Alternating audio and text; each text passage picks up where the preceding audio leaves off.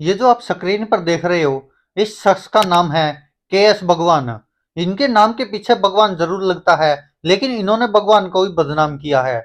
आपको बता दें कि ये कन्नड़ के एक लेखक है और रिटायर्ड प्रोफेसर है। और इन्होंने जो करतूत की है ना, उसको सुनकर आपका खून खोल जाएगा, क्योंकि इन्होंने बात ही ऐसी कुछ कही है। आपको बता दें कि यह आदमी अभी भी आजाद घूम रहा है, लेकिन इसको कोई शर्म नहीं है। इसने जो कहा है वो शायद आप सुनकर हैरान रह जाएंगे। इसने ऐसे ऐसे आरोप लगाए हैं भगवान श्री राम पर। आपने सुना होगा, बहुत बार कहते हैं राम राज आ गया, राम राज में ये होता था वो होता था। बहुत सारी बातें होती है, हर नागरिक चाहता है कि अपने देश में राम राज आ जाए। ऐसे ऐसे आपने सुना होगा। लेकिन अब जो इसने खुलासे किए हैं, जो इसने आरोप लगाए हैं बिना वजह के, बिना काम के, सुर्खियों में आने के लिए, वो आपको हैरान कर देंगे। यह व्यक्ति कहता, जो के.एस. भगवान नाम है इसका, यह व्यक्ति कहता, आपको बता दें कि ये लेखक भी है और रिटायर्ड प्रोफेसर भी है, शायद इसीलिए इसका दिमाग हिला हुआ है। ये कहता कि भगवान राम शराब पीते थे, और दोपहर में तो सीता के साथ बैठ के पीते थे और रात में अकेले पीते थे।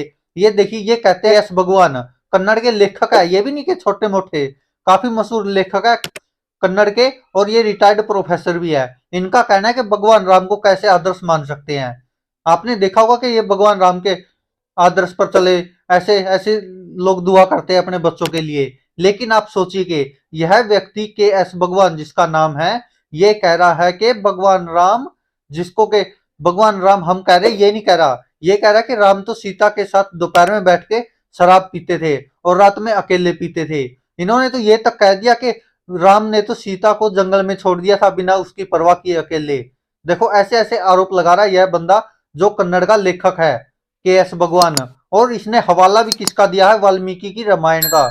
उसने कहा कि उत्तरकांड में पढ़कर देखेंगे तो ये उसमें लिखा हुआ है। ऐसे ऐसे आरोप लगाए हैं इस बंदे ने। और कन्नड़ के इस मशहूर लेखक ने, जो के.एस. भगवान है, साथ में ये भी कहा गया है कि जो भगवान राम के बारे में कहा जाता है कि उन्होंने 11,000 साल तक राज किया, वो गलत है। ये कह रहे हैं कि सिर्फ 11 सालों तक ही राज किया था।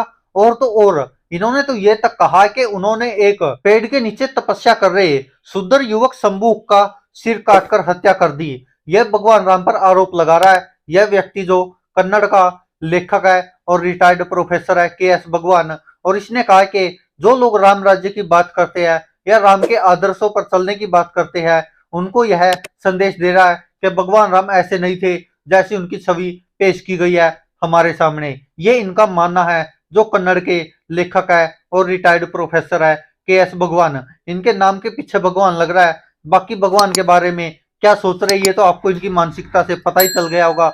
हालांकि भारतीय जनता पार्टी के कुछ लोगों ने इनके खिलाफ अभियान छेड़ने की बात की है। और तो और उन्होंने तो ये तक कहा कि ऐसे व्यक्ति का तो समाज से ही बहिष्कार कर देना चाहिए। यह व्यक्ति समाज में रहने के लायक नहीं है।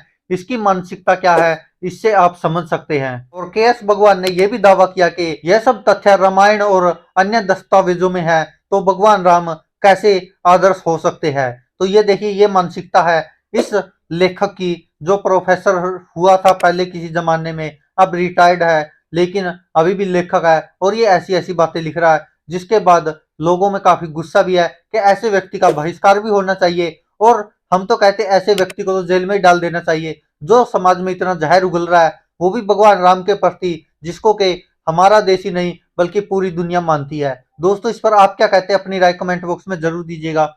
धन्यवाद। देखते रहिए सच की आवाज।